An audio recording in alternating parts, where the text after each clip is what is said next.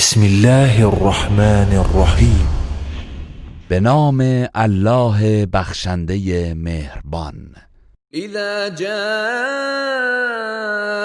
نصر الله والفتح، ای پیامبر، هنگامی که یاری الله و پیروزی فرا رسد ورأيت الناس يدخلون في دين الله افواجا، و مردم را ببینی که گروه گروه در دین الله داخل می شوند، فسبح بحمد ربك واستغفر انه كان توابا. پس به ستایش پروردگارت تسبیح گوی و از او آمرزش بخواه، همانا او بسیار توبه پذیر است.